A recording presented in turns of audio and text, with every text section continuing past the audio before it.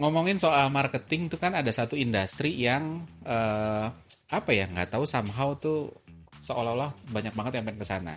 Termasuk gue, karena gue nggak pernah kerja di industri yang satu ini. Salah satunya karena biasanya budgetnya gede. Budgetnya gede jadi bisa bikin macam-macam. Kategori ini adalah FMCG. Nah, dari dulu pengen bahas ini. Nggak pernah ketemu narasumbernya yang tepat. Akhirnya kita kedatangan Mbak Rizka.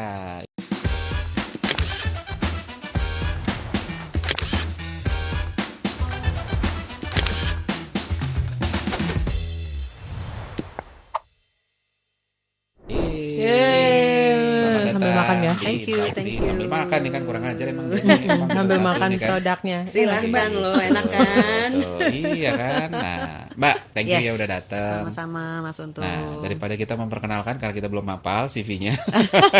Boleh nggak memperkenalkan sendiri Mbak Rizka tuh Oke. gimana sih dari kuliah sampai sekarang? Oke, wah dari kuliah ya, Panjang. agak mundurnya agak melipir Iya. mundur. Oke, jadi panggil aku Rizka aja, nama panjangku Mariska. So, aku menjelajah di FMCG 20 plus tahun, plusnya mungkin nggak usah disebut. Iya, 29. Plus banget soalnya plus banget gitu. Nah, emang jatuh cinta sih sebenarnya masuk FMCG tuh sebenarnya awalnya nggak sengaja, awalnya banget nih gitu karena aku tuh foodie, suka makan dan Nggak kelihatan padahal. suka makan dan aku suka science. Jadi gue seneng tuh pingin tahu banget tentang pingin ngulik tentang food gitu kan. Oke. Jadi makanya gue belajar food science dan waktu itu masih jarang Oke. orang-orang food science technology.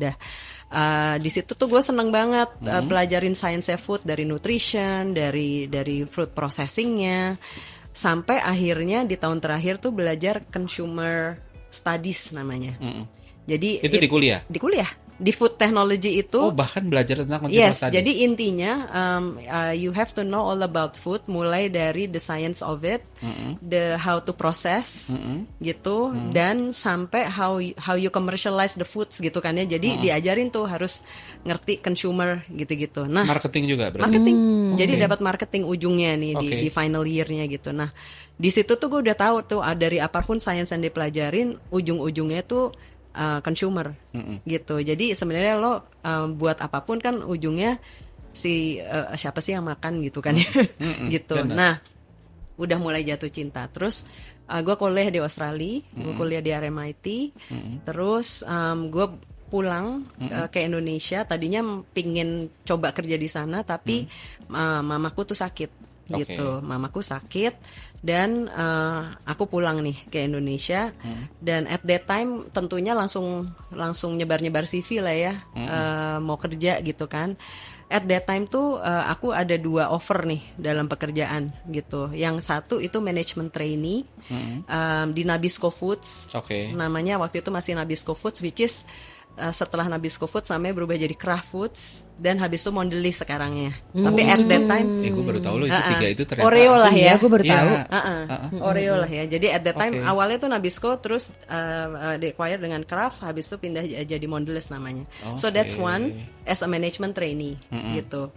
Yang dimana masih open bisa di marketing ataupun di product development gitu Oke, kan. Bisa nyambung lah sama ya kampus, bisa gitu ya, itu kuliah. satu. The other one tuh sebenarnya gue pingin banget, Apa tuh? which is product development di Unilever. Oh, Itu udah emang yang gue mau iya, gitu kan. betul. Tapi kalau product development di Unilever gue harus di Cikarang at that time kan pabrik Oh, gitu kan. Sementara keadaan nyokap gue tuh lama kelamaan makin kritis gitu. Jadi kalau gue di Cikarang ya gue harus ngekos di sana dan jauh dari nyokap gue yang di Iya. Jakarta gitu kan. Terus ya udah pilih si management trainee itu. Aku never regret sih, bener-bener, soalnya namanya juga management trainee itu malahan point of view-nya tuh langsung dibuka dulu kan, lebih luas ya. luas dulu. Jadi sebenarnya if you were the leader of this company, you have to know A B C D di program kan, gitu. Jadi langsung kebayangnya tuh end to end, gitu. Udah gitu at that time aku tuh lead untuk si management trainee itu tuh sales and marketing director, bukan hanya marketing director ataupun sales director terpisah, tapi satu Oh, orang. langsung. Jadi di situ buka point of view commercial secara total gitu kan ya. Jadi dan disitulah belajar tentang consumer insight dan lain-lain gitu. Jadi udah never regret lah ya di situ. Dari Nabisco lumayan lama. Jadi dari Nabisco, terus ketika Nabisco di-acquire sama Kraft Foods tuh cheese kan berarti. Jadi bergabunglah si produk-produk biskuit ini dengan produk-produk cheese.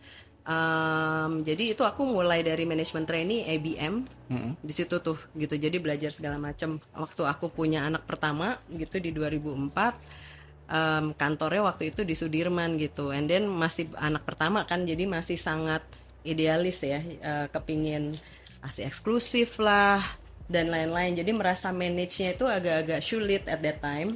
So aku at that time decided untuk resign dulu sebentar untuk fokus ke ngurus anak. Tapi sebenarnya rencananya maunya agak lamaan, tapi ya alhamdulillah pas lagi break itu ada tawaran di Sara Lee untuk handle Sweet Sal, which is at that time passion gue pas banget kan. Iya, bayi. Ya, orang baru punya anak terus handle Sweet Sal, udah gitu deket banget sama rumah gue gitu. Jadi kalau ada prototype dicobain ke anak ya, gitu iya, ya. gitu kan. Terus insight kan langsung dapet ya kan gitu. Jadi ya udah, it's a good offer yang gue bisa manage gitu, lebih dekat dan lain-lain. So dari Kraft Foods itu gue ke si Sara Lee gitu. Di Sara Lee aku handle Sweet Sal. Dari Sara Lee ke Unilever ini juga ceritanya lucu. Jadi Sara Lee secara global dia mau fokus ke foods, sementara di Indonesia tidak ada foods. Jadi adanya itu body care gitu sama household.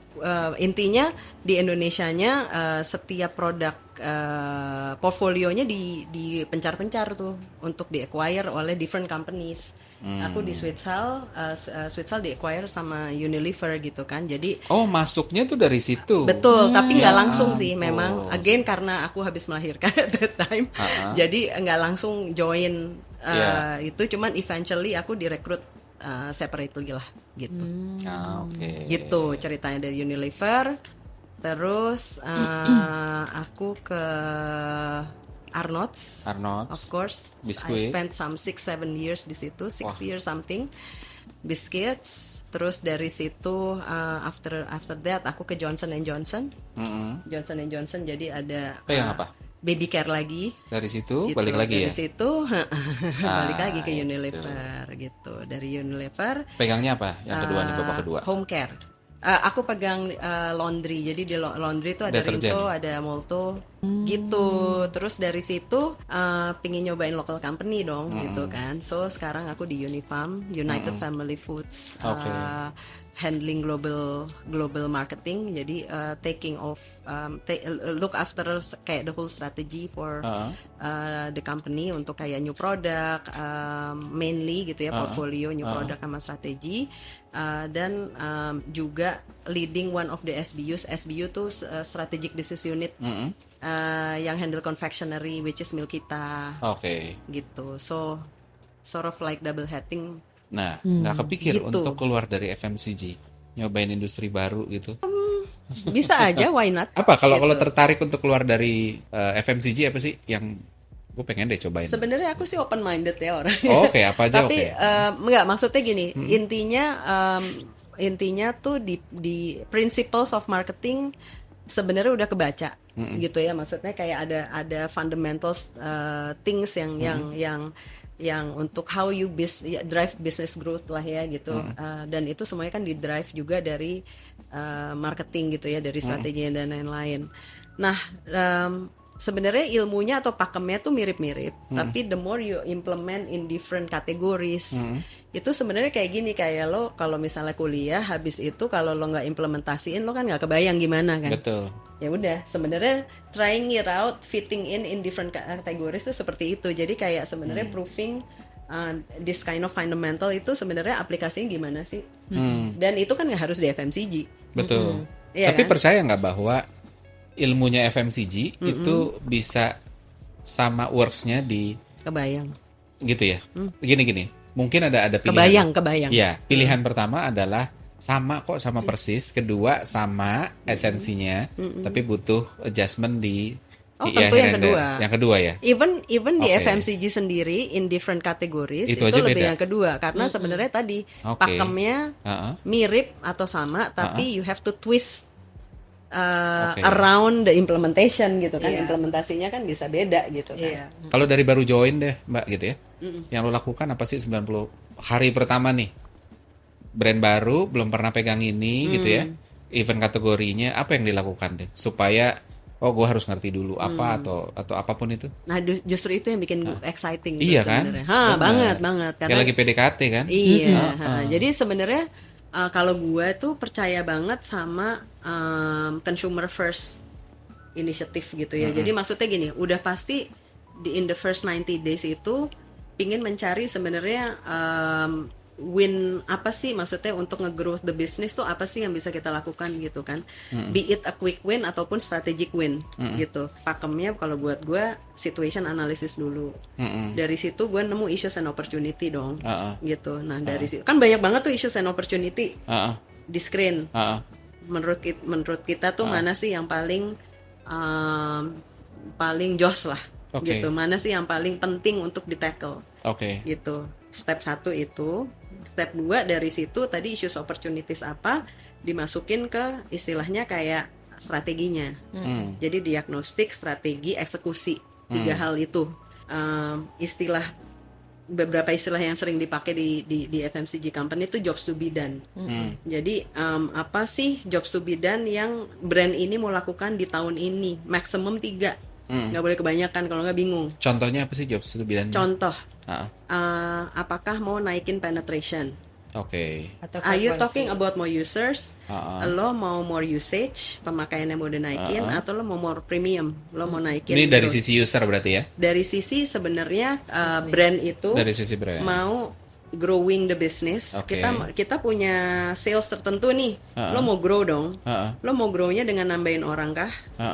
Atau lo mau maintain orang yang sama? Misalnya penetration lo udah mentok banget nih. Oke. Gitu ya, udah nearly cepek misalnya ngomong kosong. Berarti lo harus ningkatin pemakaiannya dong. Betul. Ya. Jadi lo mau nambahin orang kah? Lo mau nambahin tuh dari tuh orang dinaikin pemakaiannya itu lebih loyal ataupun lebih frekuensi lebih banyak dan lain-lain. Atau lo mau naikin bisnis lo itu dari you charge more to the consumer, premiumization, boleh juga Oke. dong. Gitu. Nah, itu bisa jadi job subidan. Oke. Gitu. Dan dari situ nanti bisa dipilah lagi untuk mencapai misalnya lo mau dapat more users atau more penetration dari brand tadi yang lo audit di depan tuh, brand lo tuh udah kuat apa belum sih? Brand power lo, ototnya tuh udah cukup, muscle-nya udah cukup apa belum sih? Gitu. Distribusi lo udah cukup apa belum sih? Oke. Gitu. Produk portfolio lo udah beres apa belum sih? Gitu kan. Portfolio meaning channel, assortment, produk portfolio yang fit dengan channel tertentu. Oke. Jadi produk portfolionya si pasar tradisional, which is kita sebutnya general trade, itu seperti apa? Produk portfolio untuk di modern trade seperti apa? Minimarket kayak apa? Supermarket kayak apa? Hypermarket kayak apa? Gitu kan? Oke. Buat e-com kayak gimana gitu. Yeah. Jadi in the first 90 days you don't have to do everything, tapi you have to know sebenarnya yang menjadi quick win-nya tuh yang mana. Gitu ya. Jadi dari menganalisa itu akhirnya yang lo mau ambil yang mana sih gitu. Yeah. Gitu. Terus dari situ negotiate your success. Ngobrol Oke. dong. Maksudnya ini kan teori nih, kalau disimpan sendiri kan belum tentu benar. Betul. Dan baru masuk loh. Iya. Kan banyak orang yang lebih tahu daripada lu gitu. Yeah. Ada anak buah lo, ada Betul. cross function, ada bos lo. Nah, itu diomongin Oke. gitu. Jadi awal gue biasanya si diagnostik itu ngobrol tuh.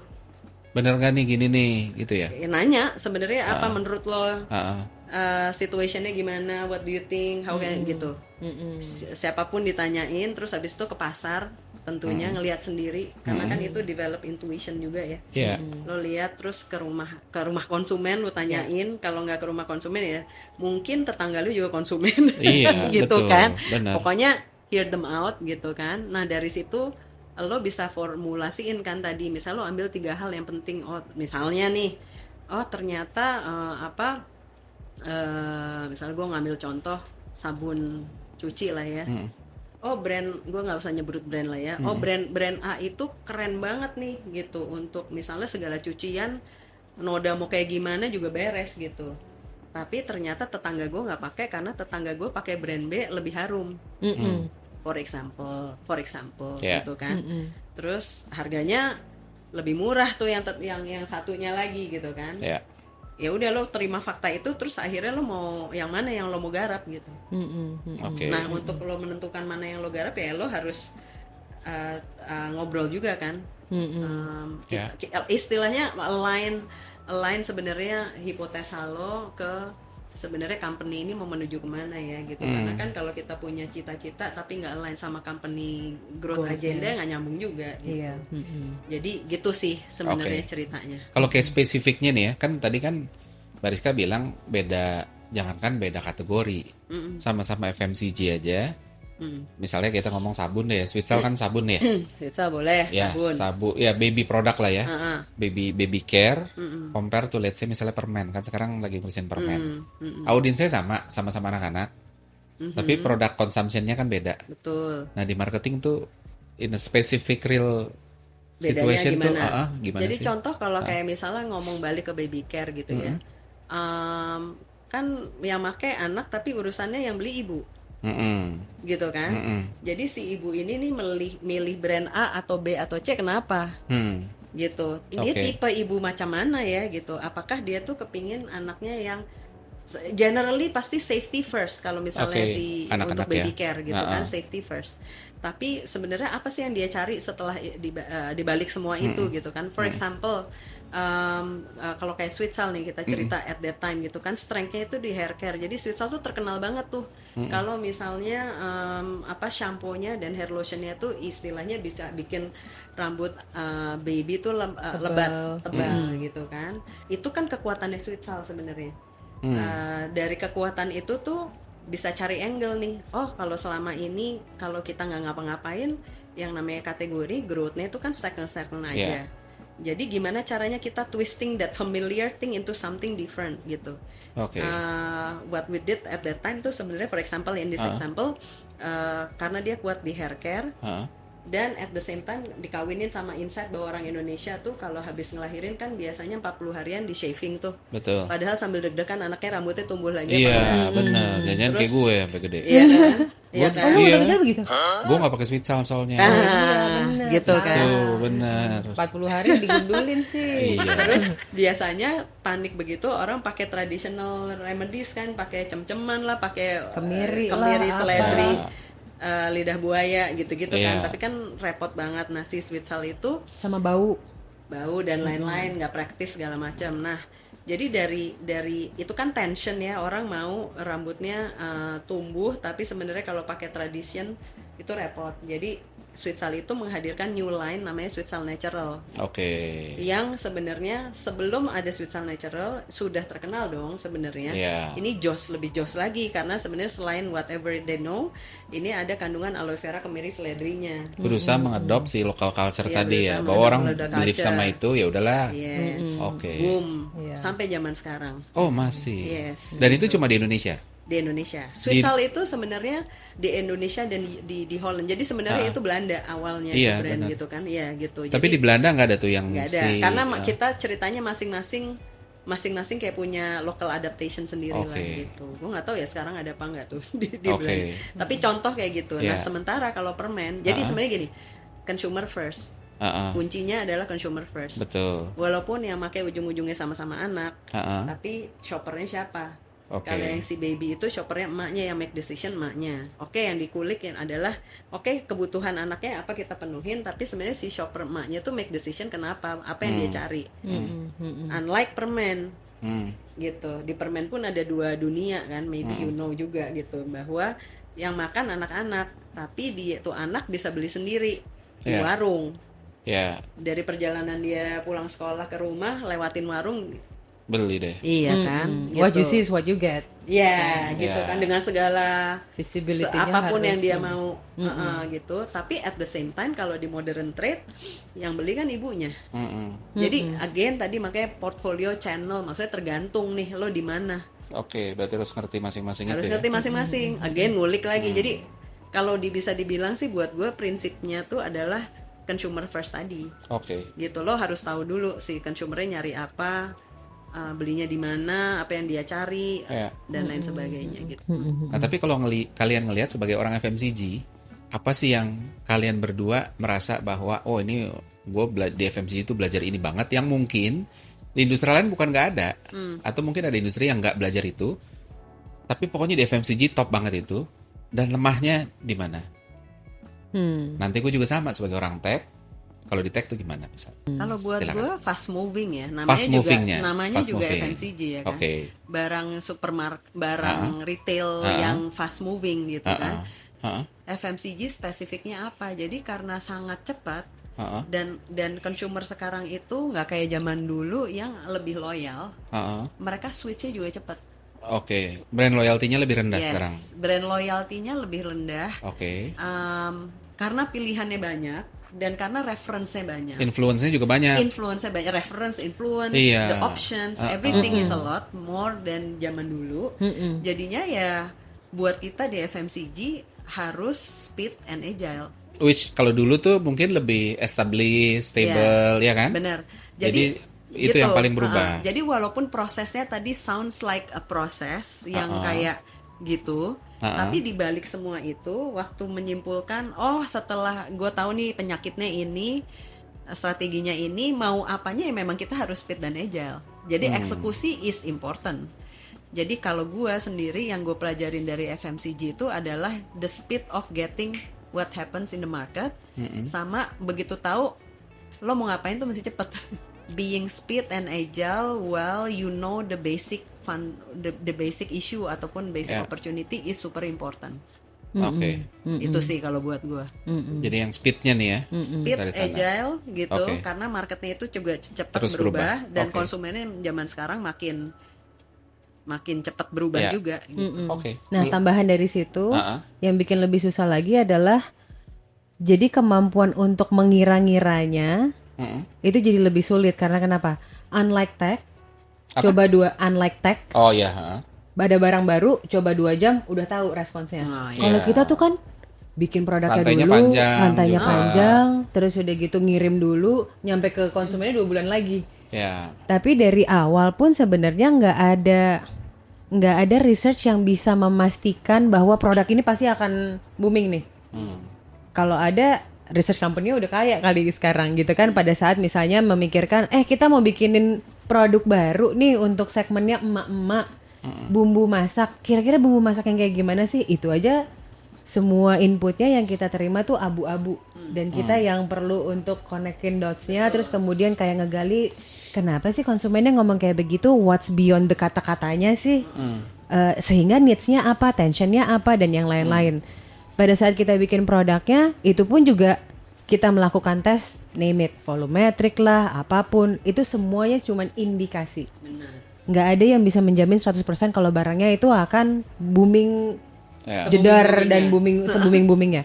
Dan pada saat kita launch dan ada sesuatu yang perlu dirubah dari formulanya, itu tuh akan takes time. Unlike balik lagi perusahaan teknologi yang oh ya udah kalau kayak gitu user interface-nya diganti ini aja. Kotak-katik 5 jam jadi tes lagi. Begitu aja terus gitu kan. Ya. Tapi kita dituntut untuk dapetin respon dan result yang cepet. Gitu. Jadi makanya kenapa mungkin orang-orang FMCG kayak gila-gila research gitu. Karena balik lagi kita ada Ada di dunia. pegangan. Betul, Pak. Calculated risk lah. Betul Iya. gitu. Gitu. Karena Betul. sebisa-bisanya, semau-maunya kita speednya secepat startup, kita punya baggage yang gede. Iya. Contoh, udah beli raw material, udah beli packaging Betul. dan segala macam. Kalau ini flop, yang di write off berapa juta dolar, gitu kan? Belum lagi kalau udah beli mesinnya dan yang lain-lain. Jadi risknya itu gede, tapi consumer behaviornya tuh changing so fast. Makanya kenapa kita perlu banyak input dari research ina inu yang itu pun sebenarnya belum bisa membuat kita 100% assure bahwa produknya akan oke atau campaign-nya akan oke. Benar. Gitu. Ini menarik sih Harus sebenarnya. pakai intuisi juga. Nah, Betul. itu gua mau Nggak, highlight kan? itu. Betul. Dan itu sangat. Jadi Iya. kalau gue intinya gue believe on ya harus gaul. Iya. gaul Iya. ke siapapun segala macam, maksudnya you Iya. listen to different people dan using your intuition kan lama-lama tak kebayang kan, lama-lama Iya. tuh kan you get it gitu. Dan Iya. itu tuh mesti cepet gitunya. Nah, bukan hanya internally cari ide cepet, tapi fast alignment in the company Ya. itu juga beda. Global company, local company tend to be faster in aligning those Taktikal stuff. banget ya. Maksudnya lebih fast untuk align. Misalnya lo ada ide apa, bagus in a good way, in a good way. Maksudnya dapat graphs dari market, real consumer insight apa, Langsung. udah kepikiran apa, ya alignment kan semua orang lokal, maksudnya tahu Yeah. gitu kan. Yeah. Kalau di global company kan sebenarnya decision makingnya not necessarily hanya di Indonesia Iya. kan, jadi harus align sampai atas gitu. Nah, sometimes it takes time and you need to argue, you need to explain Ya. a bit, which is good Yeah. untuk kita akhirnya jadi kayak thinking from, anggap aja kayak mau ngomong kasarnya, kalau lu harus jelasin ke emak lu yang nggak Yeah. tahu, Yeah. ya kan? Betul. Tapi maksudnya itu Yes. takes more time lah. Gue ngeliat itu ya, menariknya ini ya. Kalau kita ngomong FMCG sama tech aja ya. Ya ini dari kacamata gue ya yang nggak pernah di FMCG. Tapi menariknya adalah sebenarnya banyak yang berbeda in term of nature bisnisnya. Contoh misalnya, kalau di FMCG itu kan besar, gitu kan, ngomongin scale, Iya. ya kan? Karena ya belum bikin produk FMCG ya kalau scale-nya nggak dapet ya cost-nya Pabrikan lah ketinggian, ya. kan Betul. pabrikan, bener Ya. kan? Pabrikan lah ya. Sementara kalau di tech itu rumusnya adalah try fast, fail fast. Jadi nyoba kecil aja dulu, nggak usah sempurna, it's okay. Kalau which FMCG kan harus sempurna dulu nih. Contohnya Ya. apa kalau yang pernah Banyak. learning yang ada lah. Sebenarnya kalau di tech itu kan gini, sesimpel begini. Jadi kalau di tech itu lo mau bikin satu sistem nggak akan di-approve sampai lu pakai versi manual dulu, pakai spreadsheet dulu. Kalau pakai spreadsheet udah kelihatan tractionnya ada, baru gue bikinin sistem. Nah begitu gue pindah keluar dari tech, itu banyak yang nggak mau gerak kalau ntar dulu sistemnya kan nggak ada, ininya nggak ada, itunya nggak ada, karena di belakangnya ya kayak kata Wina tadi tuh, ini ada beban yang kita harus tanggung, jadi harus proper nih begitu keluar, Iya. gitu kan. Iya. Nah kalau gue ngebayangin itu satu dari sisi skala, terus yang kedua, nah ini yang paling kontras yang tadi Mbak Rizka juga bilang soal intuisi. Jadi karena karena FMCG itu journey-nya purchase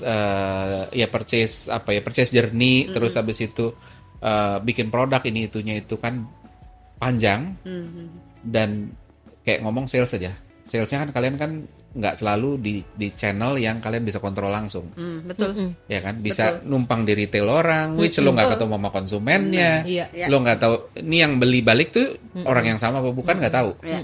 sehingga data nggak begitu kaya. Betul. Nggak sekaya di tech. Kalau tech itu kan kaya banget. Lu kalau nggak punya data di tech mah udah tutup, udah udahlah lu mau ngapain sih kan gitu ya. Data Nah, banget ya. bener. Nah, tapi plusnya adalah, jadi plusnya FMCG adalah intuisinya harus bermain. Kalau intuisinya nggak kuat, berbahaya, ya nggak sih? Banget. Kalau dia cuma akan jalan ketika ada numbersnya, ya lu nggak jalan-jalan dong. Bener. Iya kan? Bener banget. Harus berani ngambil decision di atas ambiguity gitu kan. Betul. Nah, kalau di tech kekuatannya adalah logiknya harus kuat banget. Ini numbersnya semua ada, tapi numbers is just a numbers gitu kan. Iya. Gimana lo memotretnya, cross stepnya segala macam itu kan ya butuh kebiasaan juga untuk ini tuh bisa begini loh, ini bisa begini loh. Sebenarnya ada kesamaannya, berarti connecting the dots-nya ya. Iya betul, Cuman bedanya yang satu insight-nya dari data, benar. yang satu insight-nya dari kehidupan gitu Betul, kan. Iya. betul. Intinya. Yang ini sebenarnya bisa Observe. saling lengkapi. Benar. Idealnya kan dia harus punya dua-duanya dong. Benar. Lo kuat secara logik, tapi juga Iya. ya nggak berpegang sama itu doang. Benar. Kalau di benar. FMCG pas kita riset itu, Ha-ha. ya itu data kan. Iya. Apalagi riset Iya. kan ada kuantitatif, Iya. kualitatif. Yang kuanti kan Iya. angka semua tuh ceritanya. Tapi Mungkin kalau logiknya bacanya sama aja kalau jadinya bacanya ya. plek ketiplek kan juga. Iya benar. Akhirnya Bahaya. nyarinya pakai intuisi kan. Betul. Agak begitu sih.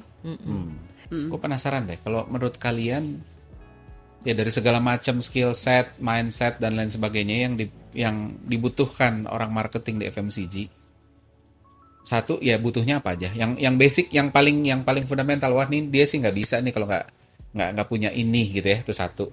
Nggak bisa di FMCG. Di industri lain mungkin dia akan wah oke, mungkin akan works gitu. Tapi kalau di FMCG lo nggak punya ini susah. Hmm. Apa kira-kira?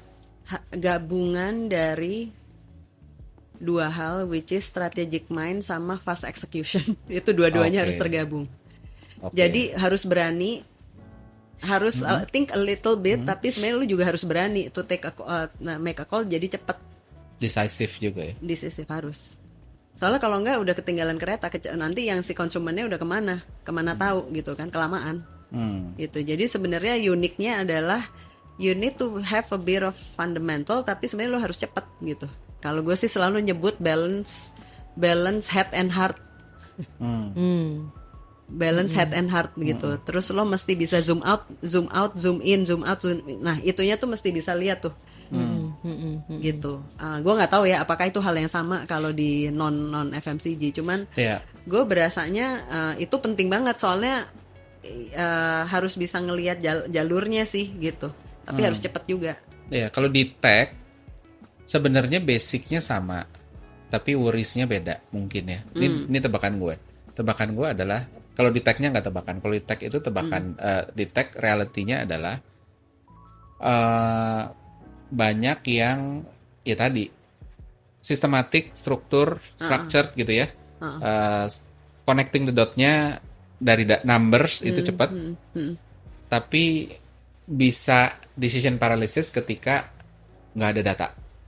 Oh gitu ya. Kayak, wah gimana nih nggak ada data nih. Mau bikin apa? Oh lu jangan sembrono, ntar dulu, ininya dulu, itunya dulu. Karena terbiasa by nature itu data driven. Dan top levelnya nggak akan mau decide ketika selalu tanya mana datanya. Oke. Kan kayak gitu ya. Sampai ada istilahnya orang tech itu setiap orang harus bawa data. Gitu ya. Kalau enggak ya itu cuma opini. Iya. Which ya lu nggak boleh, bukan harus diabaikan, tapi ya nggak usah. Bisa jadi debat kusir doang. Betul. gitu ya. Logik banget ya. Bener. Iya. Nah tapi itu yang menurut gue sesuatu yang orang tech itu harus bangun ya. Which kalau dugaan gue mungkin agak kebalik di FMCG walaupun dua-duanya juga butuh. Tapi karena nggak semua bisa didatain, Iya. ya kan? Mau ngomongin retention aja gimana? Retention yang ngitung retentionnya permen orang jualannya di Alfamart, Indomart gitu kan? Gue nggak tahu siapa yang beli kan gitu ya. Tapi kan tetap harus ini ya. Kalau menurut adalah gua, adalah third party Iya. kasih data itu, tapi Iya. itu pun as you know ya Proxy kita, mungkin ya. Proxy, ya gitu lah betul. ya. Oke. Gitu Jadi lah menurut ya. gua skill balance antara intuisi dan risk management gitu. Karena kalau semuanya pakai intuisi bisa jadi kayak setiap kali Ya, bikin enggak apa juga failed gitu mulu ya. gitu kan gitu. Nah kadang-kadang juga makanya kenapa kelihatannya jadi kayak agak-agak financial driven company tuh. Karena kenapa semuanya risknya dikalkulate. Kayak kalau misalnya selalu harus punya skenario A dan skenario B akhirnya gitu. Datang dengan And that backup can plan. happen. Iya, betul. Sangat. Kalau misalnya ini nggak laku mau dikemanain ya gitu. Lempar ke pulau yang mana ya. Those kind of Gitu-gitunya lah ya, manuver-manuvernya harus proses. dipikirin ya. Betul. Karena kalau begitu udah jadi inventory tuh udah waduh gimana nih gitu. Iya. Itu duit kasarnya kalau buat toko itu duit mati gua tuh di stok tuh yang nggak bisa kita jual gitu kan gitu. Sementara kita udah beli semuanya, gimana caranya nih barang kita bisa keluarin dari gudang. Sementara banyak banget tuh buntutnya, mesti bayar depresiasi, mesti bayar buruh pabriknya, mesti Dan bayar kawan-kawan. ino. Ya sama satu lagi yang mungkin juga bisa ngebedain tuh menurutku gini. FMCG itu kan sebagian besar tuh besar. Skill. Sebagian besar tuh besar. Iya kan? Pada umumnya itu besar FMCG karena lu ngomong Mes. pabrik, Mes. mes, ya kan? Jadi duitnya relatif lebih besar. Ya. Dan that's why makanya kalian tuh biasanya dikelilingi oleh consultant agency dan lain sebagainya yang ya kan research agency-nya aja yang Nah, top-top. Kalau di lokal mah ya terserah lu perlu nggak ada mereka juga nggak apa-apa. I see. Betul. Bahkan like kita banyak melakukan semuanya sendiri. Nah, Even ini yang kreatif menarik. aja in-house. Nah, ini menarik. Gitu. Ini jadi ketek Kreatif kalau tuh gini. in-house. Benar. Gitu. Oke. Digital in-house. Hmm. Gitu. Apalagi ya semua banyak riset maksudnya banyak hal yang kita lakukan sendiri. Betul. Gitu. Jadi tadi ngomong proses gitu tuh bukan artinya melakukan semuanya sophisticated, tapi that is the framework. Tapi sebenarnya how to do that-nya tuh lebih banyak in-house-nya kalau misalnya mostly ya di local gitu. Again tergantung company-nya. Tapi Betul. Tapi kayaknya trennya udah mulai mirip-mirip tech gitu, Pak. nah, karena kan sebenarnya gini, Karena lebih murah, consumer-nya itu udah digital first. Betul. Iya, Iya kan? Jadi cepetnya itu udah harus kayak si tech dong. Benar. betul. Gitu. Jadi walaupun dia belinya pada akhirnya di supermarket ataupun kayak contoh nih kategori-kategori di FMCG yang proporsi e-comnya besar tuh kan biasanya beauty. Gitu kan. Tapi kalau misalnya gue ngomongin deterjen, gue ngomongin permen gitu, itu kan sebenarnya banyak di traditional market kan. Betul. Gitu. Jadi balance between tadi high tech, kenyataannya channelnya mungkin bukan digital, tapi awarenessnya kan dapat dari digital. Ya. Jadi another framework nih di marketing, ya kan, yang awareness, consideration sama trial lah ya, terus repeat gitu. Nah kalau digital first itu kan semuanya dapatnya banyakan dari digital gitu. Lo lihat influencer, selalu lihat orang zaman sekarang bukan KOL lagi kan orang biasa malah kan. KOC. Jadi bener-bener real people yang sebenarnya lo lihat gitu dan make dan lain-lain, itu malah bisa influencing. Nah sehingga ya memang tetap digital first juga gitu kan. Jadi merubah sih, agak merubah sebenarnya the way we do marketing sih. Tapi kalau di FMCG tuh ada produk yang ya pasti akan adopt digital ya, karena ini kan kayaknya nggak tahu ya, gue belum nggak bisa nyebut satu brand yang nggak akan nge-touch digital. Tapi somehow gue masih merasa, walaupun belum 100% yakin ya, ada produk-produk yang lo nggak bisa kuat di digital bottom funnel. Contoh misalnya gini, kalau iya kan, benar nggak ya? Nah itu. Kalau Sweet Sal itu bisa misalnya contoh tadi ya. Jadi tergantung penjualannya e-commerce atau sebenarnya traditional market. Kalau beneath it is a traditional market, berarti si bottom funnelnya ya lo pasti terjadi di tradisional. Nah, e-comnya digitalnya cuma di atas ya. Jadi challenge-nya kita sebenarnya digital macam mana yang impact-nya ke non e-commerce. Betul. Misalnya digital macam mana yang impact-nya sebenarnya ke GT. Digital macam mana yang impact-nya ke MT gitu-gitu. Nah, artnya seru di situ tuh. Yang contoh FMCG produk yang bottom funnel-nya tidak di digital tuh apa sih? Bukan nggak digital sama sekali ya, ada lah, tapi nggak akan. Kayaknya untuk sekarang nggak akan kayak permen. Permen kan? Contoh permen gitu. Biskuit juga sebenarnya e-comnya nggak gede-gede amat. Iya. Kecuali special pack atau apa, which is value-nya jauh lah dibandingin GT market yang kontribusinya. Tapi kalau personal care segala macam tuh masih kencang dong di. Ya masih tergantung brandnya lah. Tapi masih kencang. Beauty masih bisa digedein gitu kan? Sangat. Nutrition masih kencang. Nutrition masih bisa. Diapers. Baby banyak care, kok yang bisa itu baby care. Ya, artinya sebenarnya ya kalau jadi nggak bisa di generalize. Benar. Gitu kan, maksudnya tadi balik lagi si konsumennya belinya di mana, channel apa gitu-gitu. Tapi kalau gue ngelihatnya ya benar nggak sih bahwa yang membedakan dia conversionnya itu, jadi gini, ada produk yang entah sekarang udah gede apa enggak, tapi kayaknya kita ngelihat ini bisa digedein ini digitalnya di bottom funnel, conversion di sana. Ada produk yang kayak ini bukan nggak bisa, tapi jauh lebih sulit. Dan mungkin kalau bayangan sekarang tuh nggak gede, itu gue ngelihatnya tadi kan kita ngomong permen, biskuit gitu ya, itu kayaknya digitalnya nggak semudah ngegedein itu dibanding misalnya si skincare. Lebih triknya beda. Iya kan? Tapi secara volume. Iya, tapi secara volume akan bisa sama gedenya nggak? Nggak bisa, makanya triknya beda. Apakah volume yang lo kejar? Bukan dong. Bukan. Artinya premiumization yang lo kejar di situ, gitu kan? Jadi strategi ini ngomongin yang misalnya misalnya permen. Apakah e-com bisa segede GT? At this stage susah. Tapi bisa apa nggak? Bisa. Bisa. Sangat bisa.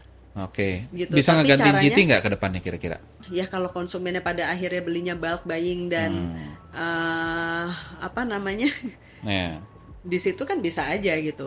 Gitu. Tapi at this stage sih karena konsumennya lebih banyak belinya di traditional market masih jauh gitu. Proporsinya nggak ngalahin langsung gitu ya, plek-ketiplek 100% jadi kalah sama Digital. GT, digital sama GT, digital lebih besar sih kayaknya not now gitu. Tapi Ya, mainin strategi, betul. apa yang lo jual di situ gitu kan. Betul. Heeh. Itu Kalau misalnya lo buat permen premium banget yang harganya berapa tahu gitu, secara value kan bisa aja. ya. Dan mainin exclusivity misalnya. Exclusivity. E-commerce eksklusif SKU. Seperti The Way Si Beauty mainin SKU portfolionya misalnya. Tapi sebenarnya lebih ke gini nggak sih? Ini tebakan gue ya, kalau mencoba ngelihat patternnya, produk-produk yang saat ini kita ngelihatnya bisa lebih cepat untuk digedein di digitalnya dibanding yang enggak, lebih kepada seberapa, salah satunya adalah level of involvement. Benar. Produk yang high involvement cenderung bisa didorong ke sana karena pembeliannya lebih plan ketimbang impulse gitu ya. Betul. Kalau permen kan ya ada sih orang beli permen yang direncanain pokoknya tiap bulan nyetok lah gitu ya. Iya. Tapi kan sebagian besar orang masih kayak lagi pengen beli. Benar. Not even kepikir di rumah, lagi lewat ada warung kelihatan beli deh kan gitu ya. Jadi impulse itu yang masih relatif butuh waktu mungkin, yang nggak tahu sampai nanti consumer behavior-nya berubah untuk pada akhirnya bisa di apa namanya di digital. Tapi kalau yang memang ya skincare, personal product, even baby care kan, ibunya udah tahu lah gue bakal butuh susu, udah tahu nih bakal butuh sebulan tuh sekian. Jadi ya udah, daripada lo begitu udah habis baru berangkat ke Alfamart, Indomaret, mendingan ya udah online aja nyetok lah. Sebenarnya Lebih ke sana. simple sih. Apa yang worth it untuk lo bayar ongkir? Ya.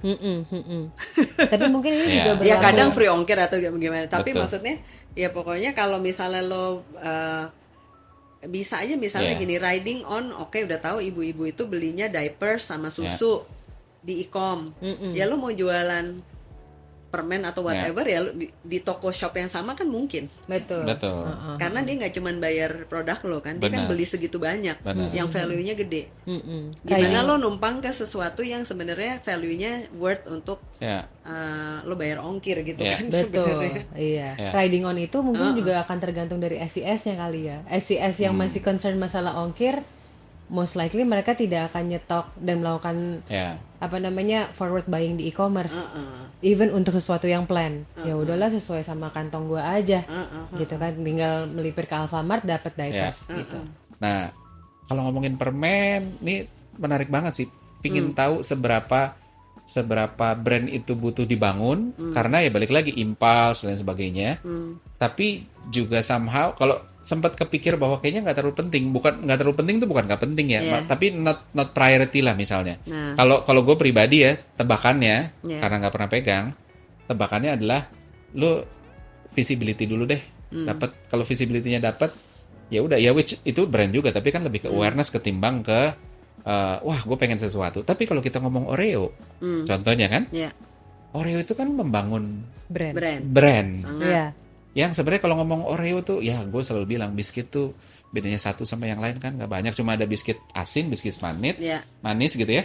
Ya. Ya udah, tinggal manisnya lu mau yang gimana. Tapi dan kalau ngomong rasa tadi kan kita juga nyinggung. Kalau gue personally gue lebih suka Tim Tam dibanding Oreo. Oke. Tapi in term of top of mind, Oreo masih lebih tinggi di kepala gue dibandingkan Tim Tam. Oke. Ya. Nah itu kan sebenarnya salah satu juga contoh bahwa ya kalau dibilang nggak butuh brand, tapi works kok. Termasuk misalnya Coca-Cola, kan FMCG juga kan, Ya. gitu. Yang bikin Coca-Cola jadi main preference, bahkan ada cola yang lain, gitu ya. Tapi kita masih ya Coca-Cola deh, nggak not even kepikir pakai yang sebelah.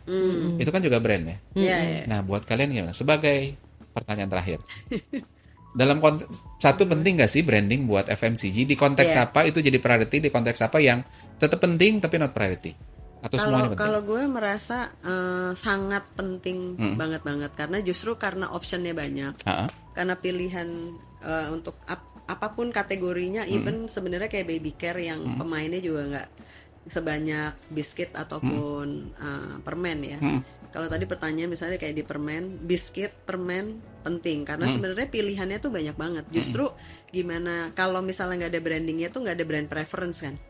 Jadi orang mau milih apanya tuh jadi kayak ya udah commoditize banget gitu. Tapi sampai level awareness doang, Atau bahkan Justru dalam? gue always believe on brand power atau brand purpose sih. Jadi orang tuh harus berasa sebenarnya purpose si brandnya tuh apa gitu kan. Oke. Kayak tadi di depan kita ngobrol, oh ya permen itu delivering joy Oke. gitu kan.